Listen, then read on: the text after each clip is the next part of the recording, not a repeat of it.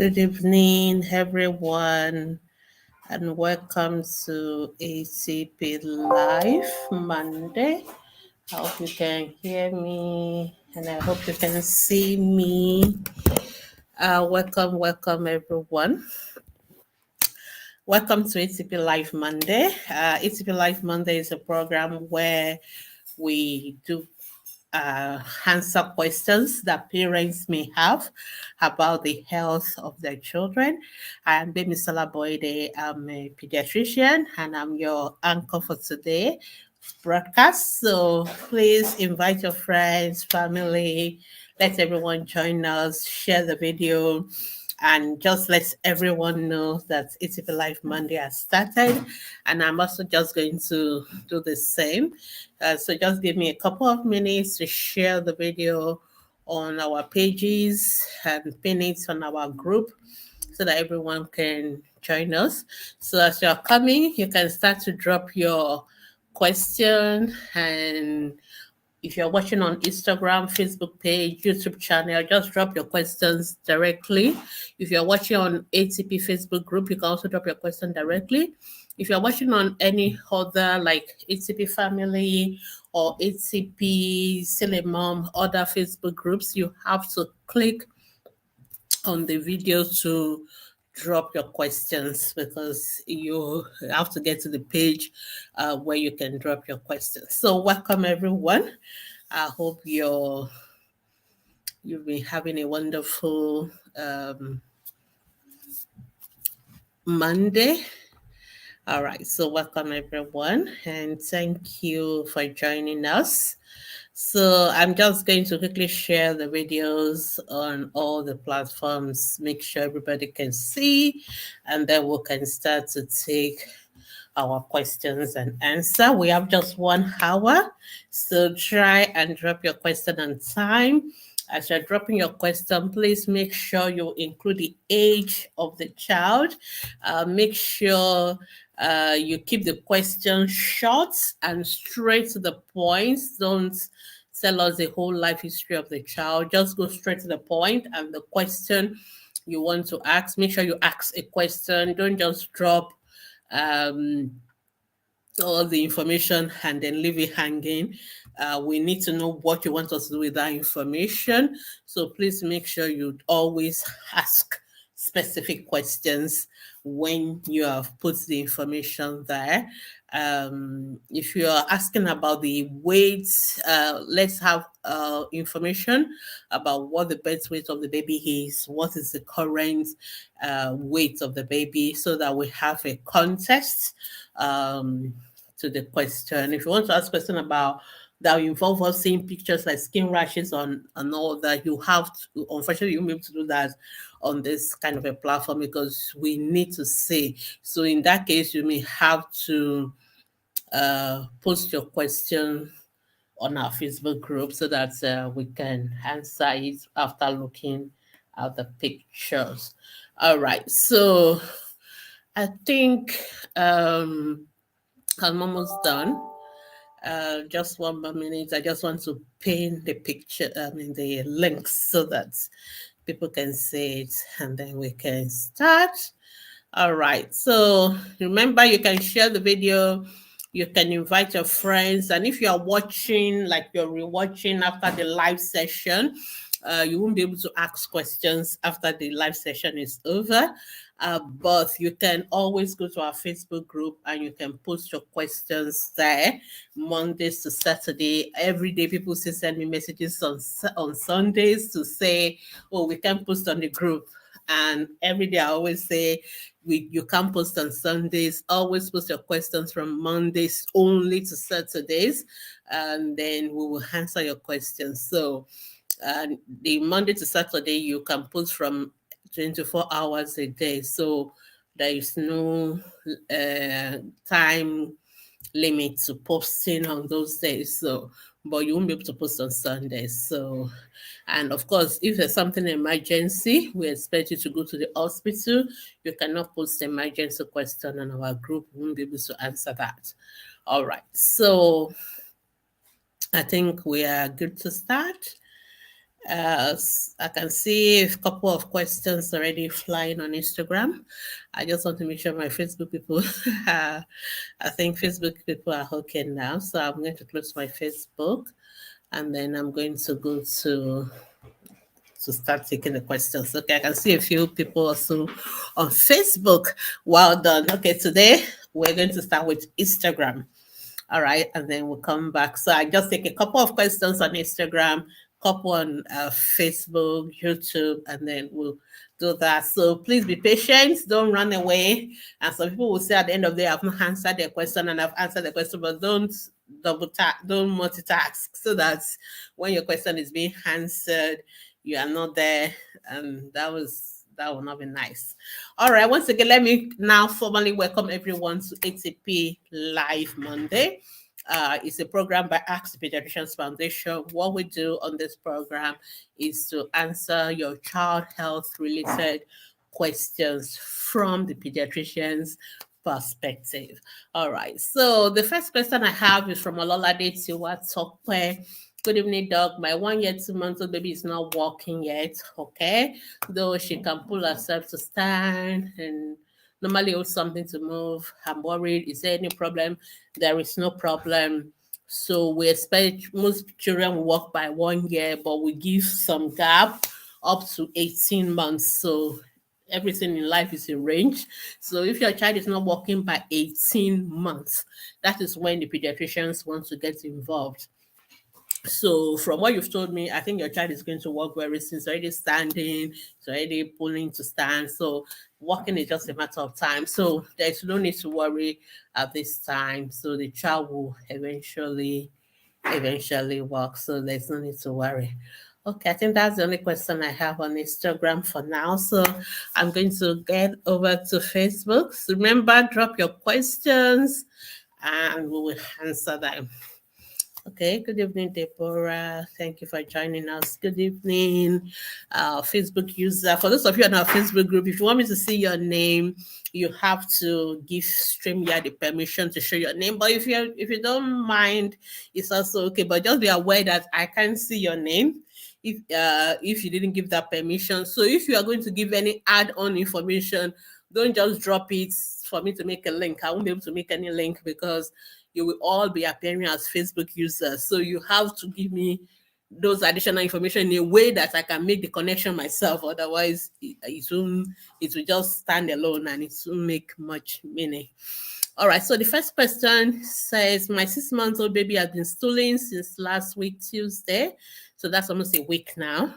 So I've given him zinc. I believe you want to write zinc instead of sins. Okay, zinc tablets and ORS. The poo has stopped, but it started again. Okay, so the question is, why is the baby having diarrhea over and over again? So the commonest reason why children can have diarrhea, you have to look into, because since your baby is 6 months old, so I believe you just started complementary feeding, you need to look into how you are doing this complementary feeding. You need to look into the hygiene around it. I hope you are not giving complementary feeding via bottles. Please don't. I saw a mom on our Facebook group last week asking how to stop bottle feeding a 2 year old, and I was like, what? Why should a 2 year old even be on a bottle? We don't even want a 6 month old on bottle, not to talk of a 2 year old. So please, no bottle feeding, complementary feeding, no pap, no, nothing should go into the bottle. If you want to feed your baby complementary feeding, use the plate, the cup, and the spoon. Number one, it is easier to watch them, and we want the children to start learning active feeding, not everything sucking. So no bottle feeding. If you are giving water, please no pure water. Most of those water are not pure at all. Make sure you boil the water, unless you are really using bottled water from trusted brands that you're sure. But in Nigeria, with some people bottling water from the backyard, I'll rather you boil the water for your children, cool it, and then you give it to them. Make sure you wash your hands when you are preparing their food. Make sure you don't give them leftover. Some of you give bottle feeding, then the child does not finish it, you just leave it there, and then the next time the child is ready to eat, you just warm it up in a bowl of hot water.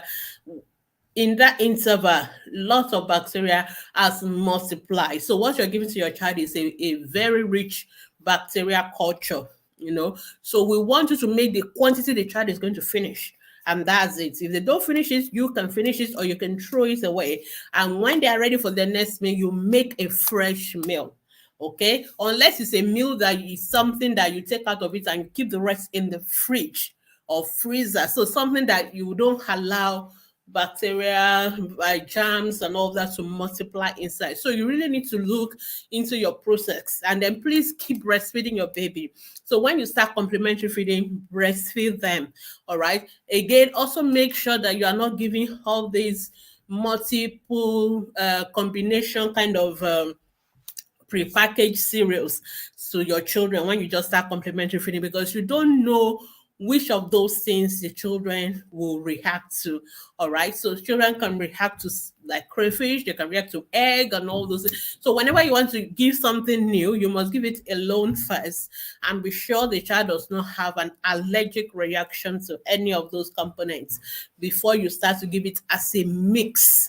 So these are simple things you really need to do to make sure your child is not having diarrhea from any of them. So once you make sure you're doing the right things, then hopefully the child should not have diarrhea anymore. And if the child continues to have it, then you need to see a doctor for the next thing to do. All right, the next question is from a marker team. Oh, you are watching from Amsterdam. Oh, welcome. Are you in the morning, afternoon, or night? Thank you, Amaka, for joining us all the way from Amsterdam. First time meeting you online. Oh, thank you.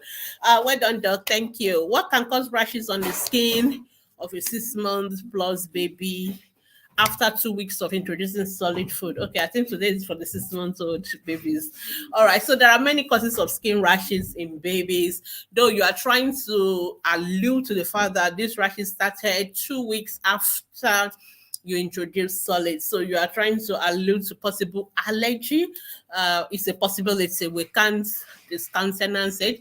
But I would think that if your child is going to react to solids, they will likely do it within the first few days of you introducing it, not 2 weeks afterwards, unless you introduce something new 2 weeks afterwards. So, which again boils down to what I was saying earlier. Whenever you're introducing new food, give small quantity first. Don't give them as a mix of multiple food. Try and give like, for example, many of you use all these brands that they already mix maize and guinea corn and crayfish and groundnuts and all that, and then they will tell you that's what you should give your baby. There's nothing wrong with all those items on their own, but the issue is that when you give it together the first time, you never know which child is going to react to the groundnut. You never know which child is going to react to the crayfish. You never know which child is going to be allergic to maybe the wheat or something. So it's better to do them one by one. And the first time you give a little at a time. So, and the way to know whether your child is reacting to any food or not is that once you give it, if the child has rashes or other things, then you know it's possible. It's a possibility, but it could also be a coincidence. So what I would say is that you stop that particular food and see whether the rash is clear. And then if the rash is clear, then you reintroduce it again and see whether the rashes come up again. If that happens, then you can almost be certain that this is a reaction. So, for example, if you give egg, the child has rashes, you stop egg and see whether the rash is clear, maybe within a couple of days. Then maybe another day you try and give a little bit of the egg again and see whether the child starts to have rashes again. So if that happens, then you can confidently say, oh, my child is most likely allergic to egg, or is allergic to fish, or is allergic to this particular brand of anything. So that is how you know. So for Amaka, I'm not 100% certain your child is having skin rashes. Number one, we also are not seeing the skin rashes as well. So it's possible to be a reaction to the food. It's also possible it's just a coincidence that your child has rashes from maybe infection, skin infection, from other reasons. So, but if you think it's from the food, the easiest way to know is stop that particular solid food that you think that is new, that you just introduced, that is causing the rash, and see whether the rashes will clear. And then maybe after a couple of days or a week again, try and give it again and see whether the rashes come up. That is the only way you can know. All right. But make sure you keep breastfeeding your baby. Make sure you can try other new solids as well, and see whether your child is able to tolerate them without having skin rashes. Or better still, you can see a doctor, and then they can examine your baby, and then they can tell you which one it is. So I hope that's helpful. But yes, food reaction or allergy is a very important thing that we need to be conscious of when we're introducing new things to our children. All right, let's move on. The next question, my baby has been stoning. I think I've just answered this question. Facebook user, you are asking your question. So there's no need to send your question 2, 3 times. Just send it once, okay? I'm going to take them one after the other, and I'm not going to jump the queue. I will just follow the sequence. So if you put your question and I've not answered them, just be patient. Don't go anywhere. We answer them. Just be patient, but don't send them to me 2, 3, 4 times. There's really no need to do that. All right, the next question. Hello, ma. My baby's poo is green, watery, mucus. Baby's weight is 10 weeks. He's 3 months old, baby. How are you feeding your baby? That's the most important information I need for this particular question. So you've told us your baby's stool is green and all that, but you didn't tell us how are you feeding your baby? What is your baby on?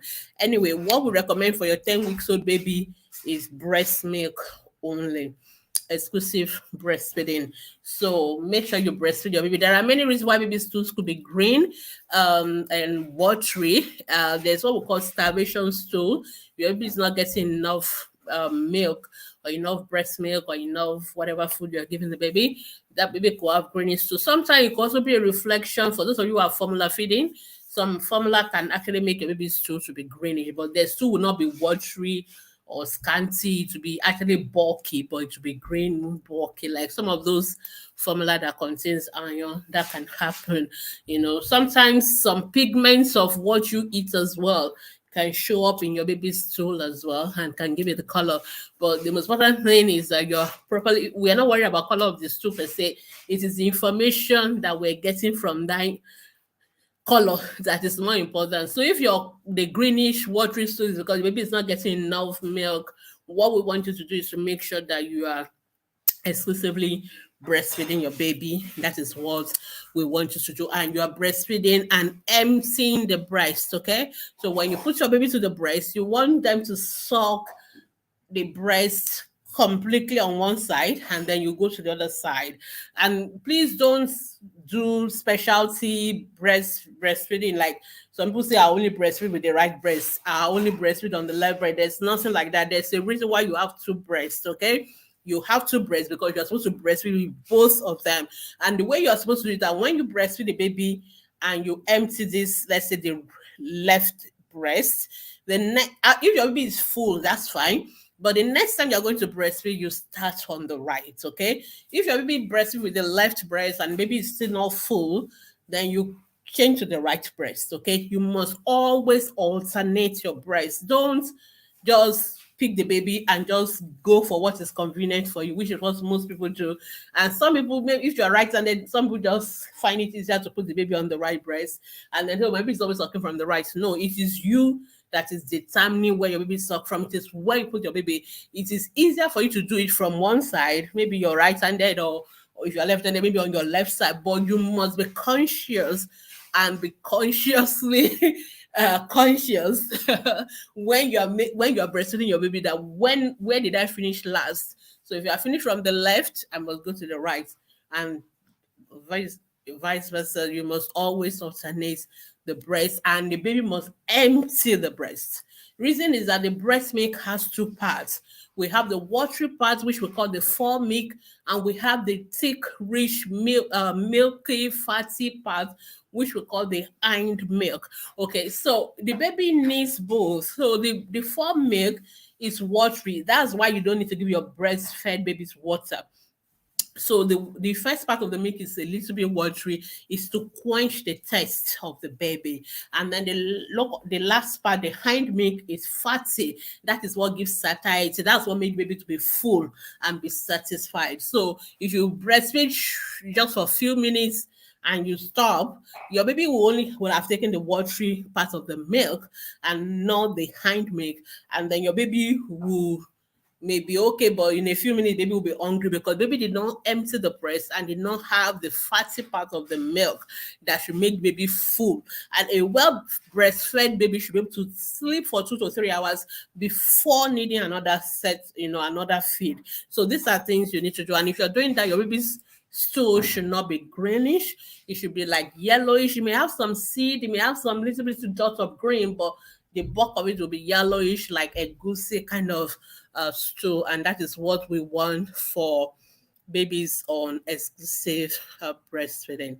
All right, so I hope that is helpful for the Facebook user. Thank you, Miss Rosie. Thank you, Hamaka.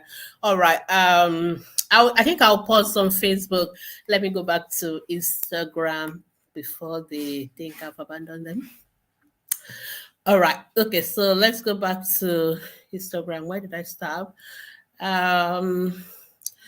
Buslog Empire. Good afternoon, ma'am. My baby of 19.5 months. Okay, only say Baba and Mama, nothing else. So your baby is 1 year, 1.5 thereabout. So for a 1.5-year-old baby, we expect them to be saying more than 2 words. So by 18 months, we expect them to start to have a lot more single words, and then to start even putting like 2 words together for phrases, like mommy, biscuits, or things like that. So I'm concerned about your baby a little bit, and I think number one, you can do a lot of things to stimulate your baby's language by yourself. So try and slow down your own language. Don't speak long sentences, just 1-2 words. You can try that. Play more with the child. Do a lot of interactive play.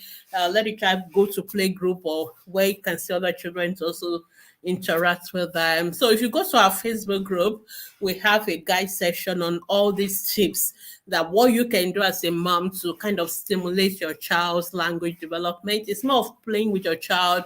It's more of interacting with your child, not maybe sitting there with cartoons or TV and all that. It's more of doing a lot of human thing, giving them choices. Try not to always. I know mothers, you always know what your children want, but try to pretend you don't know.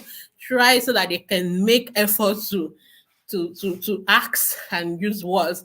Try to give them the word, repeat, if they don't know the word, then you tell them, oh, this is apple. You give the child apple, it's banana. So there are a lot of things you can do. But I also think you should see a speech therapist.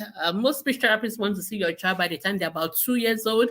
They just want to give them a little bit of more time, but you should definitely see one by the time your child is 2 and not yet putting words together.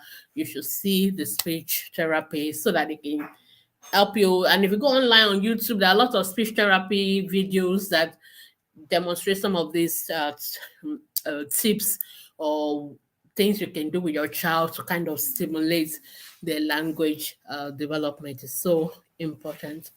All right. Okay, ego bunny, my baby doesn't have teeth yet. How old is your baby? 10 months. Okay, that's not a problem. So babies don't have teeth until they are 1 year old, and the dentist say it is not a problem. But the dentist want to see your child when the child is a year old, whether the child has teeth or not.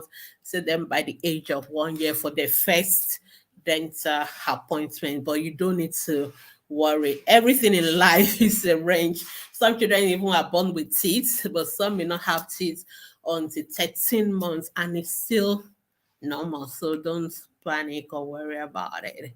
All right, Gibbs Blessing say, I have a question. Yes, if you have a question, just ask the question. We will answer it. All right.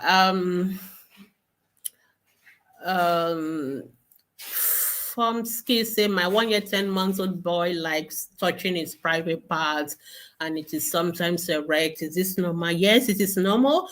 It is normal for children to have erection. All right, that is perfectly normal and does not mean there's anything wrong with them. It does not mean I don't know, parents always just feel so self-conscious about it. There's really nothing wrong. That is normal stage of development in children, and it is normal for them to explore their body parts, so they are getting used to the way they know that this is my hand, this is my leg, and all that. It's also the same way they touch their private parts. They are not touching it from what you are thinking. They are not masturbating, they are not they are not thinking the way you're thinking. They can't even think that way. They are not yet at that stage of thinking. So it's, for them, it is just what we call oromotor stage, sensory stage, where they just kind of explore their bodies, and it is normal and it's nothing to worry about. What you need to do at 18 months is to now start teaching them their body parts. So that is what you need to do. Number one, you don't act shocked and scream on them and make them feel they are doing something wrong. You can not just let them know, don't touch that, in that is your private. You don't touch it, openly and all that. You can, a 1 year to 10 months old can understand that. Of course, usually you should wear, children at that age, you should wear them the pants and the vest and all that. And that's opportunity for you to start teaching them what we call sexuality education. All right. So sexuality education starts from around 18 months. And that's when you start teaching them and you start telling them the right name. So this is your penis. Okay, this is your vulva. Okay, this is your private parts and all that. You need to tell them your breasts and all that. You let them know the names of those body parts. That is number one. Number two, you need to let them, you can use things like what we call the PANTS acronym, PANTS. So when you are dressing your children up in the morning, you start telling them there are two parts of your body. There's your private part and the receipt part that is not private or public. So your private parts are those parts that are covered by your underwear. So your private parts, that is why you wear your vest and wear your pants. Those parts that are covered by your vest and your pants, those are your private parts, okay? And those parts, you need to let them know the names of each of those and the right name. Don't call it Bobo, all those other names. No, call it the right name. Let them get used to knowing the right name. And then you let them know private parts are private. So private part is only for you. It's not for anybody else. That is the meaning of the P. Okay? Private are private. So you need to let them know, oh, that's your private part. You don't touch it openly. You don't let other people, touch you in your private part.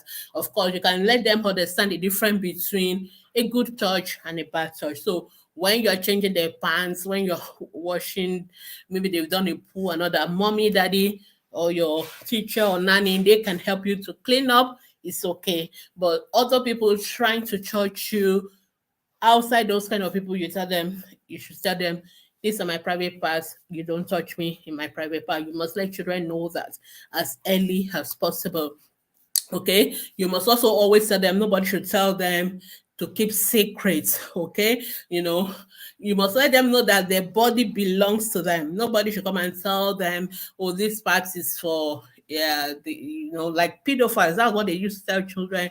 Oh, that this is part is for me or something. You must say your body belongs to you, and and you are not allowed to touch, so you must let children know to say no when people tell them, I want to touch those areas that are private, those areas that are covered by your vest and your pants. You said no. No means no. So when they say no, it's no. And then T is talking about children should always talk about secrets. They know that bother them. They should learn to talk. They should learn to tell you if something happens, somebody touched them, they should talk about it. And then they should learn to speak out, And so that's why you should avoid telling children that they want to keep something secret, because these are the things that pedophiles tell children and tell them, oh, this is just going to be between me and you. This is a secret between me and you. Don't tell daddy, don't tell mommy. Avoid that attitude that, okay, we're going to keep it secret, because children will not know the difference between the good secrets and the bad secret. And that's why we also say children should always talk about any secret that bothers them, anything that bothers them should speak out. Maybe somebody is willing to help. So it is important that we start teaching our children sexuality education. Sexuality education does not mean you're teaching children how to have sex. A lot of parents get it wrong. It is about teaching them how to avoid sexual abuse so that children are not abused. So all this opportunity where children touch themselves and all, that's opportunity for you to start talking to them about this information, to how to protect themselves from sexual abuse, because most people that abuse children are people that are known to them. They are people that live in their houses, okay? They are not strangers. Most children are not abused by strangers. They are abused 90% of the time by their uncles, by their cousins, by people that live in their house, by teachers, by people that these children are comfortable to be around with. So that is why it's so important for you as parents to be alert to all these things and to start using every opportunity when you're dressing them up in the morning, when they're having touching their body, exploring, having all those things. That's an opportunity for you to start talking about that. And sometimes for younger children, they may not even understand what they're doing. Give them something like a distraction. So instead of them playing with the private parts, give them a toy, something that they can hold in their hands and play with, and then they won't remember that. So this is very, very important. So if you want to learn more about the PANS acronym, go to, I think if you just Google it, you will get it, or you go to NSPN. I always get the acronym, but there's a National Society for Prevention of Cruelty Against Children, UK, NSPCC, UK, and all that. They have these pants pictures, and I think we have it on our website. We have it on our Facebook group as well. It talks about how you teach children. It is important that you start teaching children from 18 months. The body parts, the private parts. Nobody should touch those areas. And if anybody touches you, they must tell you. And so that is how you will prevent them from becoming sexually abused. So I hope, but there's actually nothing wrong with it. So it is completely normal for children to have erection, for them to touch their body part. But as they get, as you are telling them, then they begin to understand the difference. Okay. Somebody gives blessing, say, my 3-year-old has blister in his mouth and tongue. What can I use? So it depends on what is causing the blisters. So blisters in the mouth could be a sign of a viral infection. It could be part of all that illness. It's like some children, when they have malaria, then they come out with the blisters. Some children, when they have what we call herpes labialis, it's a form of viral infection. They can have blisters. Some children can have vitamin deficiencies and it can make them to have sores. So the most important thing for us is to know which one first. Okay, which one is it, a part of an illness, or is it due to vitamin deficiency? There are other signs that doctors may pick up that will help us know which one is which. So the most important thing, also oral hygiene is important. But if you're not sure, if the child is having fever, is having the oral blister, then it's better you go to the hospital so that they can treat. Sometimes you just need to treat the underlying illness, and the blisters themselves will clear away. Sometimes it's so painful. There are some topical agents that we can use, like Bonjela, something to keep it, to make it less painful for the children, because it affects them to eat and all that. And if you're not sure whether it's multivitamin deficiency, just give multivitamins. At least that will take care of whichever one is due to vitamin deficiency. And so that's what I can recommend for you for now. All right. Kenny Road 15, say good evening, ma. How can we start winning? And how to dry out the breast milk? Okay, so we encourage you to breastfeed as long as you can. WHO will say 2 years and above. I think American Academy of Pediatrics will say 1 year, but at least, like, I'll always go with WHO anyway. I'll say 2 years and above. I know most of you want to stop at 1 year. So, but there are many ways to do weaning, but what we recommend is that you do it gradually. Don't just suddenly stop. So the way to win is to start doing it gradually. So of course, we expect you, as you are doing complementary feeding, that you are breastfeeding as much as possible. But when you are starting to wean, you begin to reduce. So maybe you stop the morning breastfeeding, maybe you stop the afternoon nurse, then you only breastfeed at night. And of course, the child is eating. By the time you want to stop weaning, your child should be fully on complementary feeding. The child is eating like the rest of the family, from the family pot, eating everything that you are eating and feeding themselves. Then that child is ready for weaning. And of course, you just start to cut down on the breastfeeding, gradually. And then maybe the night time, then you suddenly just stop. Of course, some children will still have crying episode and all that, but within 2-3 days they get over it. Some people will just decide to take the children to the grandparents during that weekend, that they want to stop completely, so that the children they don't feel it too much. So for yourself as a mother, when you stop breastfeeding, your breast will be full, so you can wear a firm bra, you can take painkillers, okay? And I think one of the most important things is that you yourself, you are psychologically ready. Because I see a lot of mothers, they will tell me they want to win, and they start winning their children, and then because the child cries too much, and they'll go and put the baby back to the breast. And then you're like, oh, how am I going to do this? You're not yet ready. So when you are ready, no matter how much the child cries, you're not going to put the baby back to the breast. The child is going to cry no matter what you do.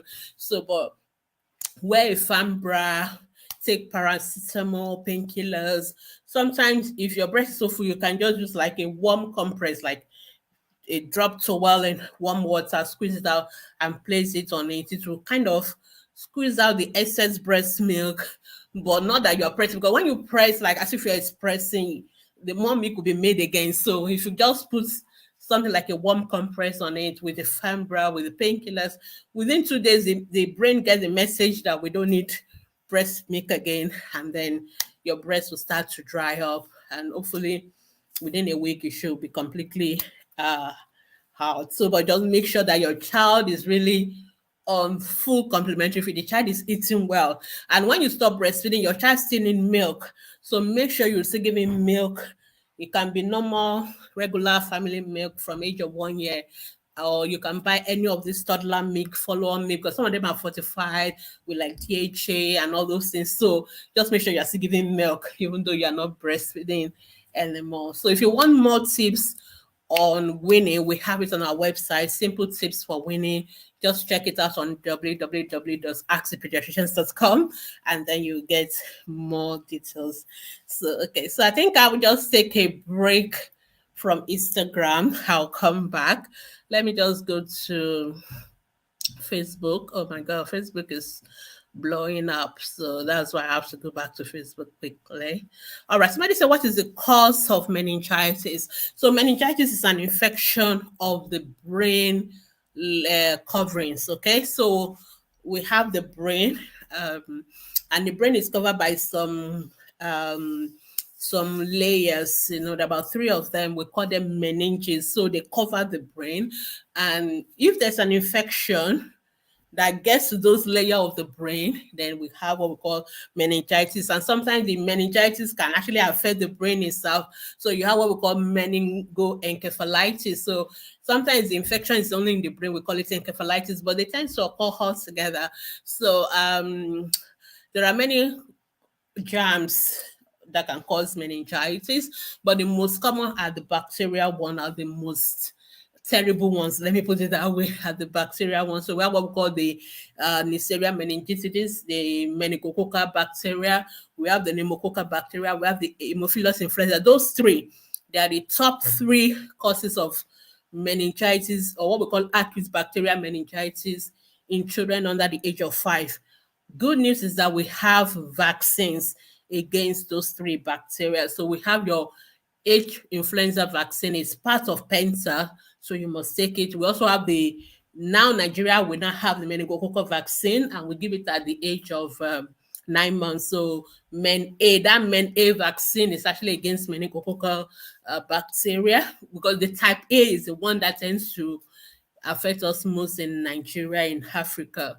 And then, of course, we have the pneumococcal vaccine, PCV13, is also part of our national immunization. So immunizing your children will prevent them from having meningitis. So, but other germs can cause meningitis, viruses. So we have what we call viral meningitis, even tuberculosis. Tuberculosis is a form of bacteria, but it can also cause meningitis, even fungi, especially for those who have immunosuppressive illnesses, those who have cancer, those who have HIV, they can actually have meningitis due to fungal infections and all that. So those are the things that will cause meningitis.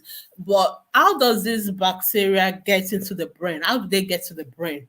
All right, because the brain is actually very well protected. We have what we call the blood-brain barrier. We have this skull, everything.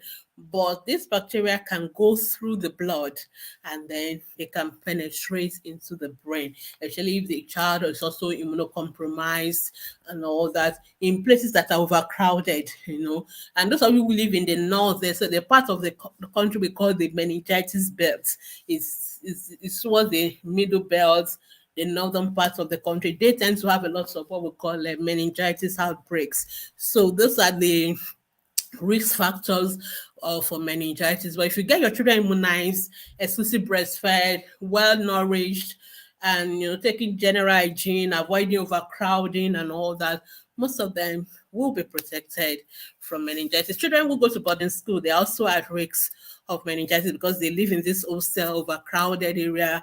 Some of them through the aerosols, when people have infection in the nose and all that, then they cough it out. It can get into some people and then penetrate into the blood, and it can lead to meningitis. Then infection around what we call the dangerous area of the face, because this area of the face, if you draw a triangle around your face like that, upper mouth, the nose, those areas, the blood vessels that are supplying those areas, they are the blood vessels that also go to the brain. So that is why if children have like pimples, actually the teenagers, have tell them not to be busting those boys and all that. Even the babies, when they have boy, try not to be fiddling with it and all that, because or if they have boys in those areas, you need to make sure they go to the hospital and get it treated quickly, because those infections that can easily spread straight into the brain, so we need to make sure we avoid all that. All right. I hope I've done justice to that question. It's a big topic. If you want to know more about meningitis, you can go read about it online. Somebody said, my baby poo after every feeding, is it normal? Yes, it is normal. So it is normal for babies, even for sometimes some adults, to have that sensation of wanting to poo immediately you eat. It's a normal reflex. We call it gastrocolic reflex, because so from your mouth down to your anus is it's just one tube. It's one tube that move, and they have what we call peristalsis. So when you start eating, there's a lot of waves of peristalsis, and it will go down even to the one up to your rectum and your anus. So you have that sense that you want to go to the toilet, but as adults you can control yourself, but children, they may not, and their own is shorter. But it is not what parents always worry about, is that they think that it is food that baby is eating now that is being passed as to. That is not true. Okay, the food your baby is eating is not going to get digested until another 4 to 6 8 hours. So what is passed out is this one that has been digested, absorbed, and processed and stored ready. So it is only that when you start eating another set of food, the peristaltic waves kind of stimulate and give you that urgency that I should go to the toilet. But don't think that baby is eating some other thing. The ones baby is eating is passing it out. That's why it's not gaining weight. So no, that is it's not true. It is the one that the baby has eaten before, that has been digested, that has been stored, that the baby is passing out, not the one the baby is just eating now. That one has not yet passed the stomach. So don't get it confused. But it's a normal reflex, and it's nothing to worry about. So, okay, let's take one more question, then we'll go back to Instagram. Somebody said, I'm really concerned about my baby's breathing. I thought it's got just steamy, use vitamin C. I don't think it is. Use saline. If you're not seeing mucus coming out, your baby doesn't have catarrh. I think I've said this several times. I always like to emphasize it. It is not every noisy breathing that means there's a catarrh. Catarrh means there's actually something coming out from the nose. There's mucus either flowing out or blocking the nose. And that is only when saline is necessary. If your baby doesn't have any mucus in the nose or flowing out or blocking the nose, you don't need to put steaming. You don't need to do any normal saline. All right. So if your child is struggling to breathe, you really need to go to the hospital for them to evaluate the child. It is not all the noises that are problematic. Some noises is because the airway itself is not fully developed, it's not fully mature. They see a lot of it's a little bit flexible and moving around. So, but only a doctor will be able to tell you that this noise is nothing to worry about, or this noise is a sign of something more serious. So, because as a parent, you may not be able to differentiate between the noise that we are not going to worry about and the noise that we are going to worry about. I always say that if your baby is having any issue with breathing, take him to the hospital. Let a pediatrician see the child. The pediatrician can now explain to you. Okay, some children have what we call laryngomalacia. They have very soft, the upper airway is very soft, and they make a lot of noise, but really there's really nothing wrong. We don't even worry about it, because as they get older and the larynx becomes stronger and more less flexible, more rigid, all those noises will go away. But there are some children that actually have serious obstruction of their airway that we need to do something about it. So those are the ones that the ENT doctor may need to intervene. So that is why you still need to see us for us to decide which of the breathing problem your baby has. So if your child has noisy breathing, especially for newborn babies, because some of them could be normal noisy breathing, some of them could be bad noisy breathing. Is always see your doctor. So you go to the hospital for immunization, that's an opportunity for you to say, can the pediatrician have a look at my baby? Can the doctor have a look at my baby and let me know whether I should worry? Don't just quickly be rushing to buy vitamin C, saline, steamy. Some of those things are really unnecessary, but because you don't know, you're just doing it. So it's best to always see your doctors first, and then they will advise you. I hope that helps. Somebody said my baby of 7 weeks. So all of you are asking about your baby's stooling. Always say how you feed your baby. It is the most important information that we need to know. If you don't tell us how you feed your baby, we cannot comment about the stool.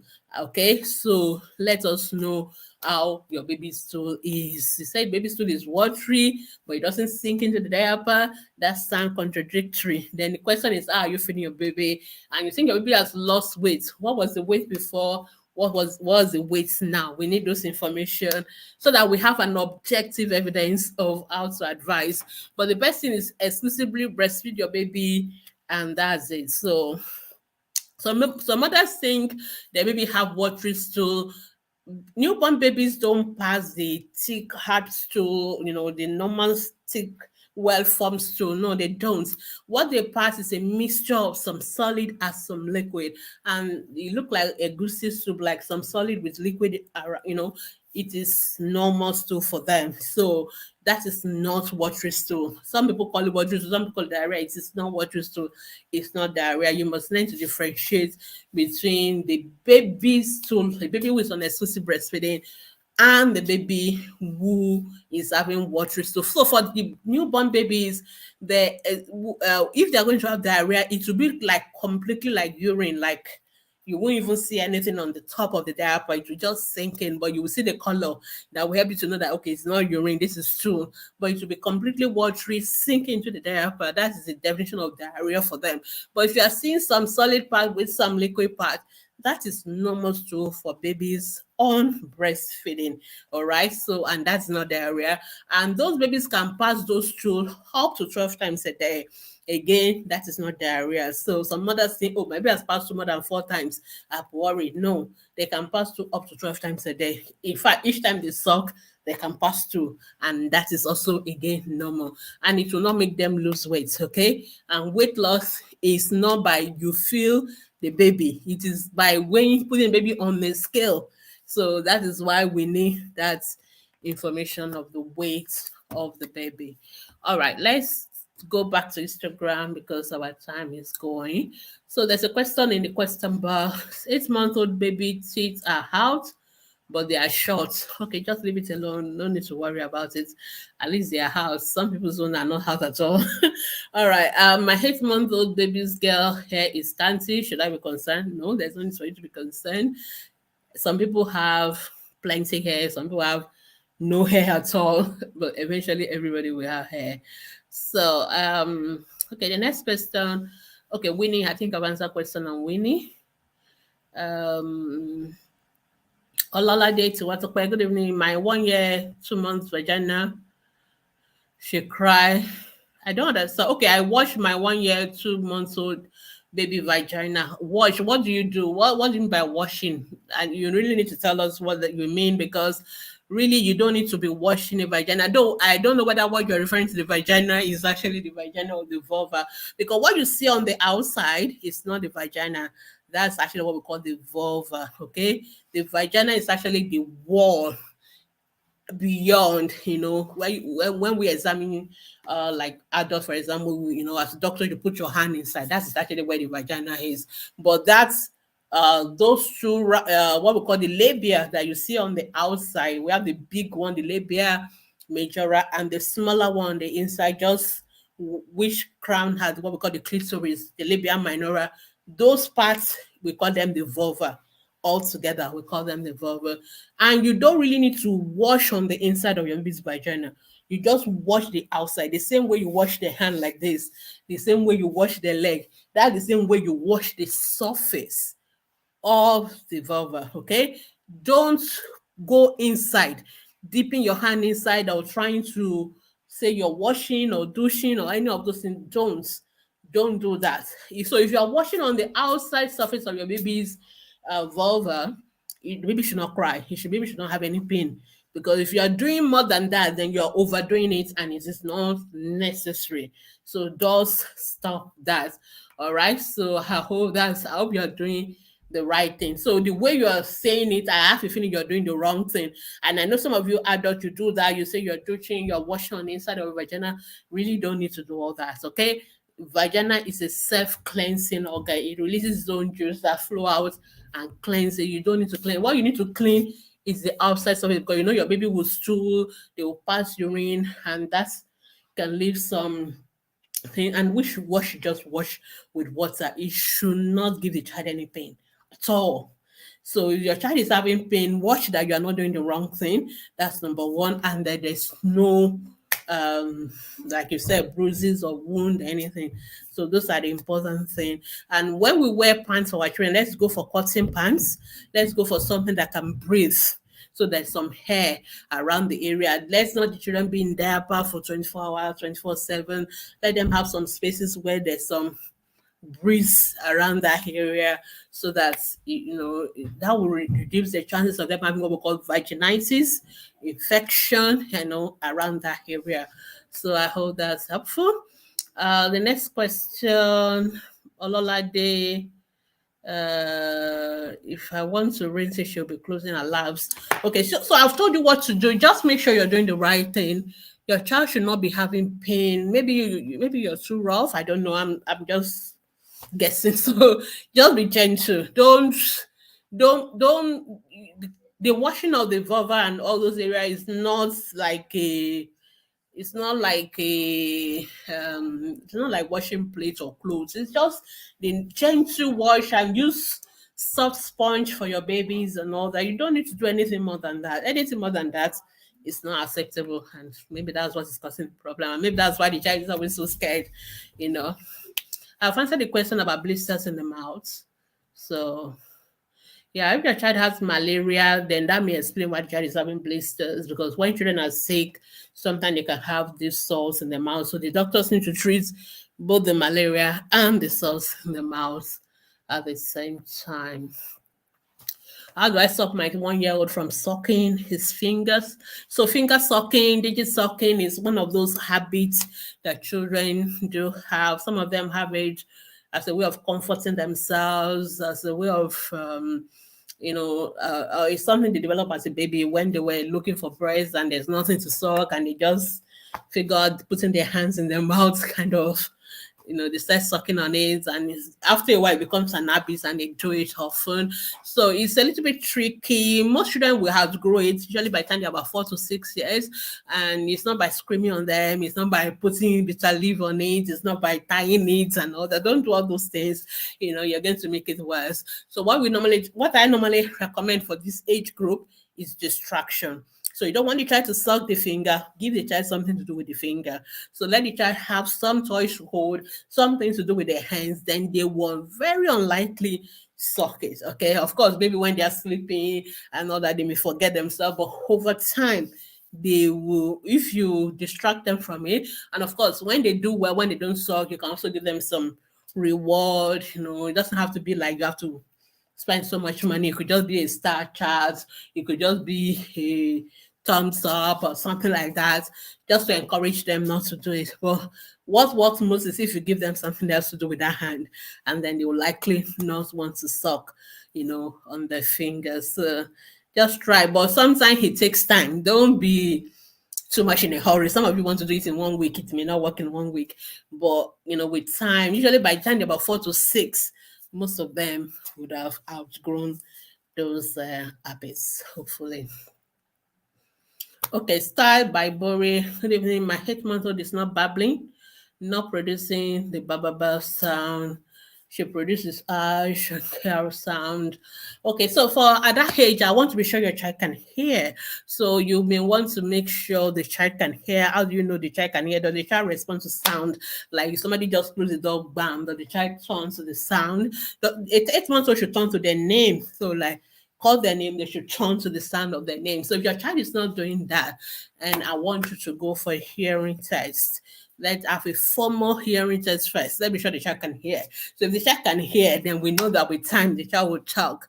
And then you need to do it with the child. So you babble. I know it sounds silly, but that's what you should do. You also babble to the child, and you expect the child to babble back to you. You at this age they should be copying you. So when you do those things, you smile to them. The child should smile, should laugh. Then you can stick out your tongue, do all those sounds with them, and most of them will reciprocate it. So those are the things you can start doing with them. But the most important thing is to make sure that the child can hear. That is what worries us at 8 months. Can the child hear or not? And if the child is not babbling, we are worried, because even the deaf children will say babble first before they stop. So I really want you to be sure that the child is able to hear. All right. Somebody say, Rachel and my baby start taking normal family milk at the age of one. One what? 1 month, 1 year, 1 week, one. I guess you meant 1 year. If you meant 1 year, yes, your baby can start taking the normal, what we call cow milk from age of 1 year.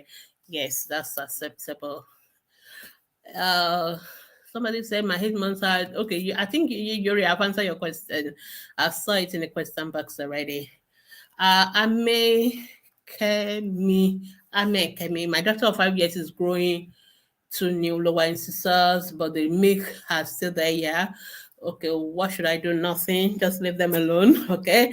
So usually it is normal sometimes for some the milk teeth and the permanent teeth to grow together, but over time we expect the milk teeth to fall away and make room for the permanent teeth. So which will normally happen within a couple of months. So you don't need to worry, just leave it alone. But if it is bothering you or you think it's taking so long, which is not so long, because usually I would expect that it's between 5 to 7 years. So if it is not coming out by itself, then the dentist can help. They can remove it, so you can see the dentist. But usually, most of the time, the dentist don't do anything. We just we leave it to happen naturally, which we know it will happen. But sometimes, for some reasons, if it's not happening, the dentist can pull out the milk teeth for you. Somebody say from ski, I have a 4-year-old girl. At what age should I start wiping her vulva after she urinates? At what age that should be something you do all the time. I don't really know. It's something you should have been doing. It doesn't have to be. It's something you should do normally, routinely. Okay, and you should teach her to do it as well. So you should tell her. And when you're the most important thing for girls is that when they're wiping, they wipe from the front to the back. Okay, it's very important because most people get, even adults, they get it wrong. So the front is where we pee from. The back is where we pull from. So the back is dirty, the front is sterile, is clean. So if you wipe from the back to the front, you're going to introduce the poo and the germs into the urethra, and that's why most of the children have what we call vaginitis, is have infection in that area. So it's important that they wipe from the front to the back. So even from once they pee, they should use the toilet roll. I mean, that's normal. So they can use that and wipe from the front to the back. So let your girls start doing that. Immediately they do, and immediately they are able to do that. Initially, you can do it for them, but as they get older, at a 4-year-old should be able to wipe for themselves, really. So just teach her to do that. So they should wipe not only when they poo, but even when they do a wee, so that any leftover, drip poo or something, they can catch it on the toilet roll and clean. But front to the back. Remember to remind them of that front to the back.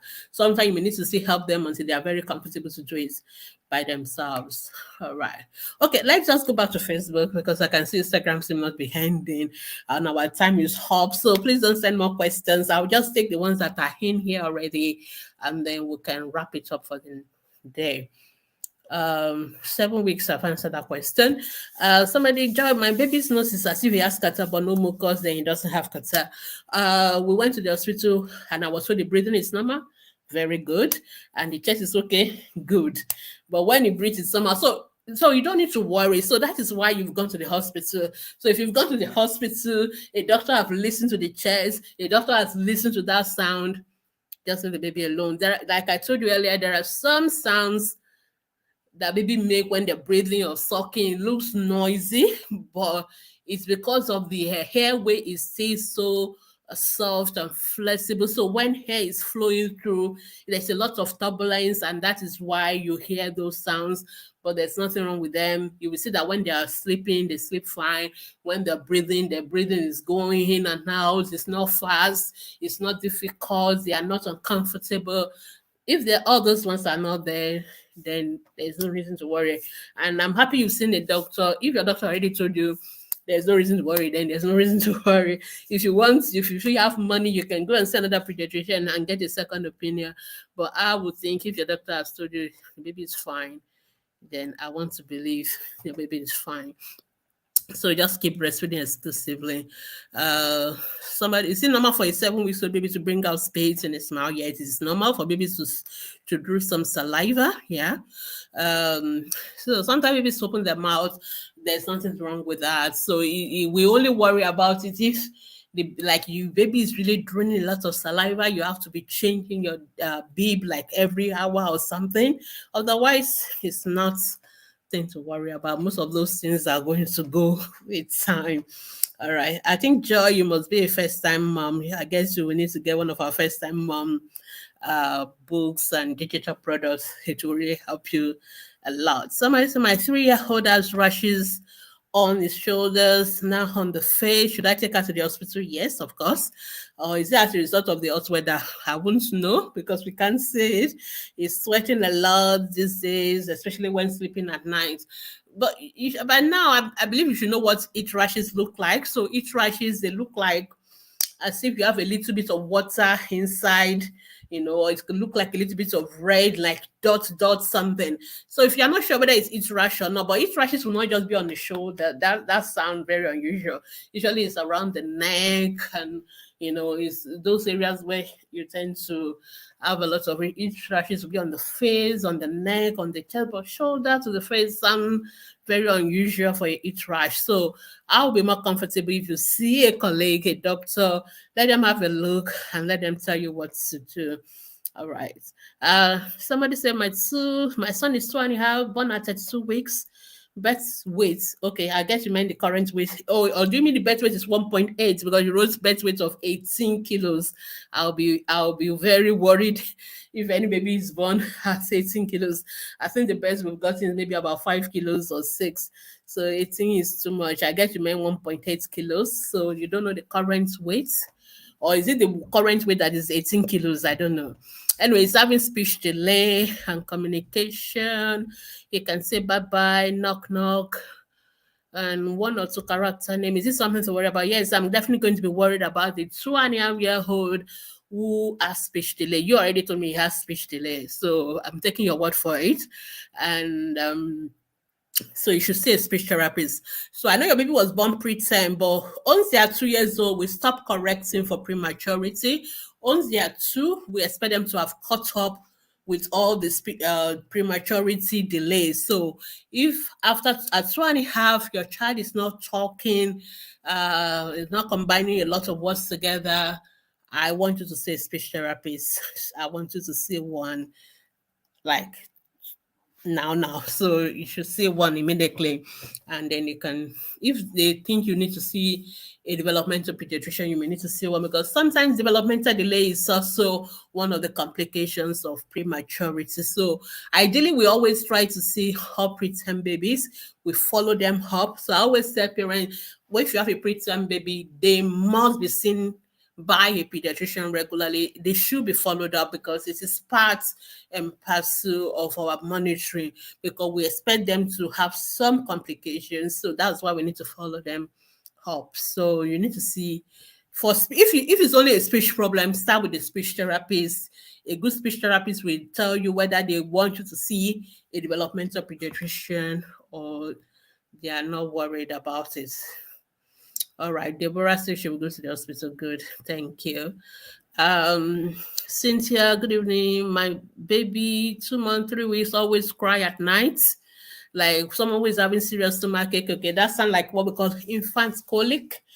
Whenever I feed that formula, but doesn't cry when I breastfeed. Oh yeah, colic could be worse with formula feeding. Okay, so why do you give a formula when you can breastfeed? Why not just let's do breastfeeding? So that does not mean she's lactose intolerant. Lactose intolerance will affect not just formula, it will affect breast milk because breast milk also contains lactose. So, but what you described to me sound like a baby could have colic, which can happen even with breastfeeding, but it could definitely be worse with some bottle feeding, with formula feeding. So, Cynthia, breastfeed your baby exclusively. That's the best way to breastfeed your baby, and you will save yourself having to worry about this at all. But the good news is that colic is going to go away anyway.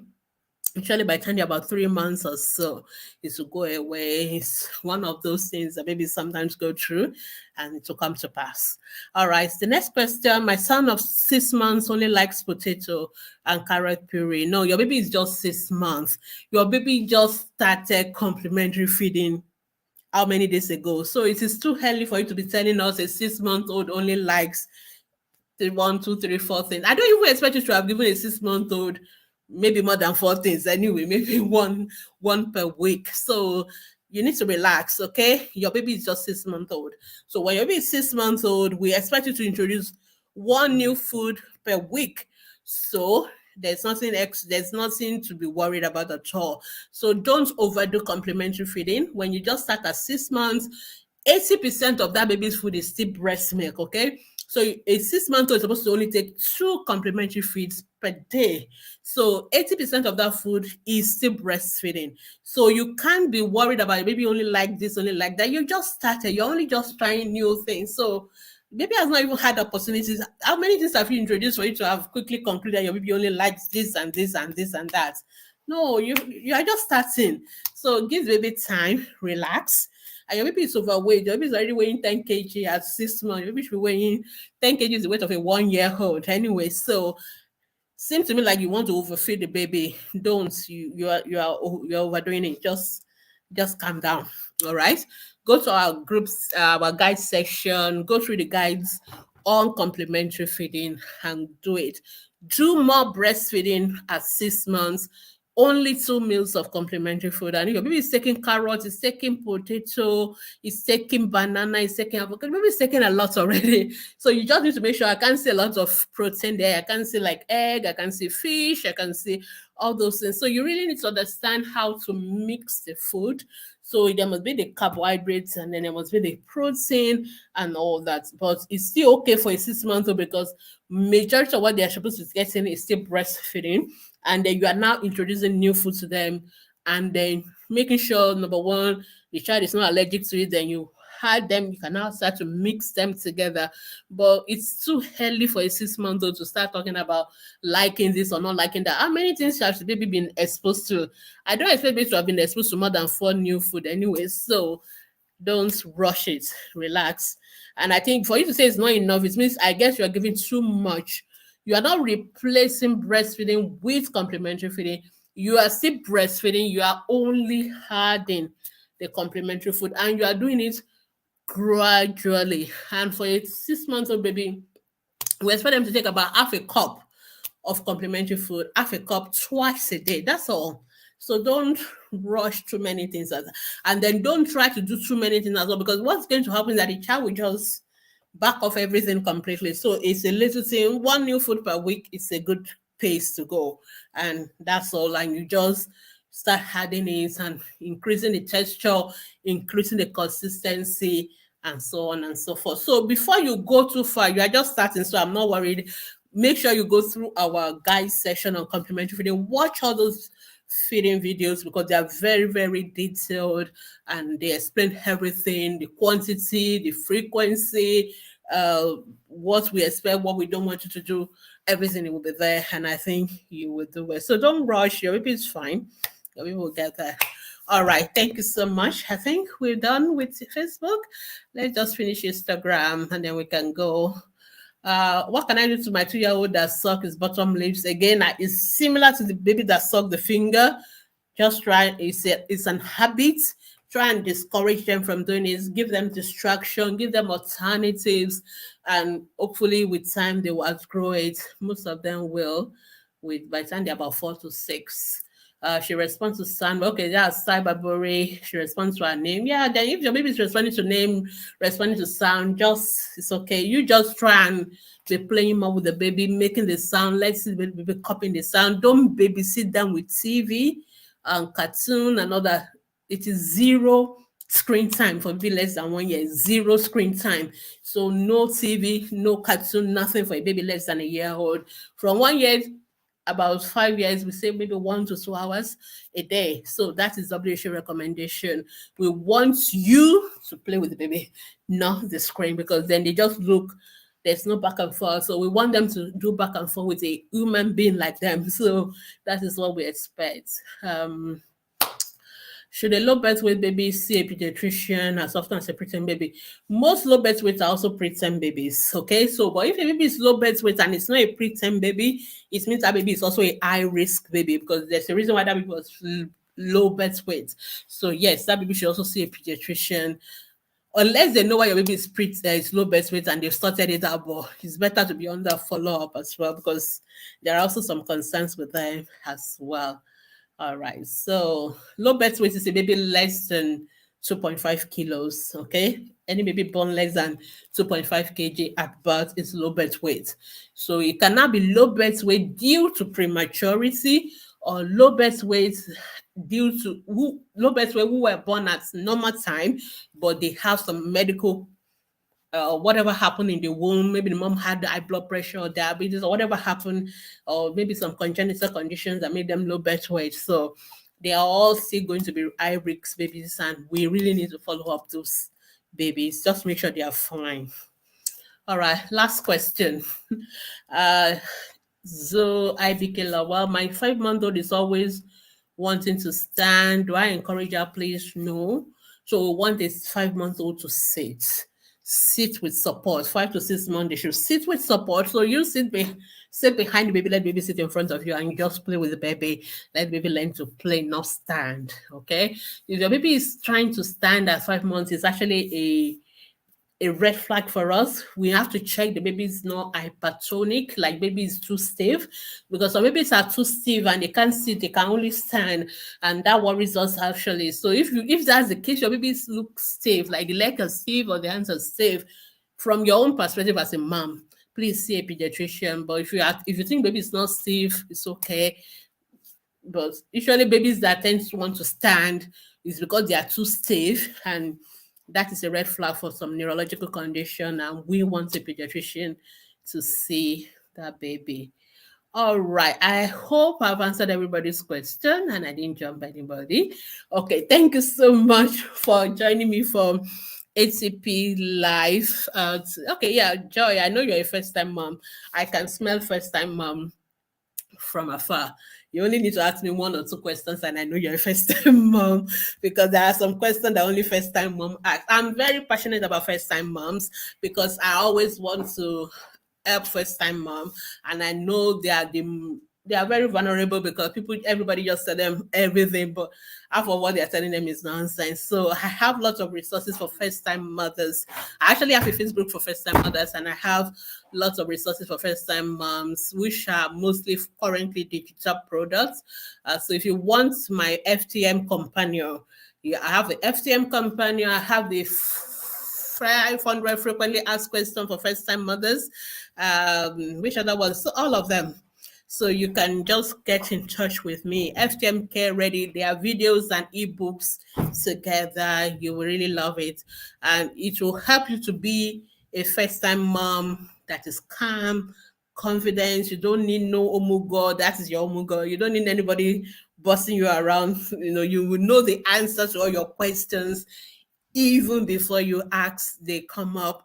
So if you are interested in the FTM companion, just send us a message and we'll tell you how to do it. I'm still trying to put this in people prefer the the paper book so I'm trying to put it right now. It's in ebook format, but later on the year, I think we'll put it in the hard copy that you can hold and use. So there are a lot of resources for first-time mothers available. For those on Facebook, you can see it. Those on Instagram, I'm sure it's one of the reels, so you can see it there as well. All right. Okay. So if you still have questions, please, you can go to our Facebook group and ask your questions. So if you have questions, I say for your children, you can ask the pediatricians. If you have questions for adult health issue, family planning, pregnancy, ask on ATP family. Okay, you can ask the questions from Mondays to Saturdays. You can't ask on Sundays. Okay, we are not working on Sundays.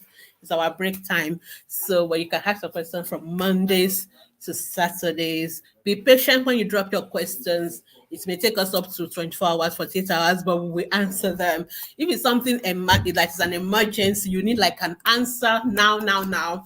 Most likely you have to go to the hospital, or if you want to have a private one-to-one with us, you can send us a message on our WhatsApp and we will try and answer them.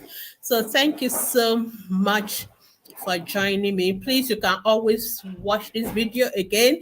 You can watch it on our YouTube channel. You can watch it on Instagram TV. You can watch it on our Facebook page. Please, you can share it and let other people learn how to make sure that their children are healthy. That's our goal on Ask the Pediatricians Foundation. Finally, I want to say thank you to Black Empire Entertainment. I think they gave us an award recognizing all the work we are doing on ATP, contributing to the health of our children. We say thank you so much. And so I'll see you again next week, Monday. And it is bye from me. Bye. Bye.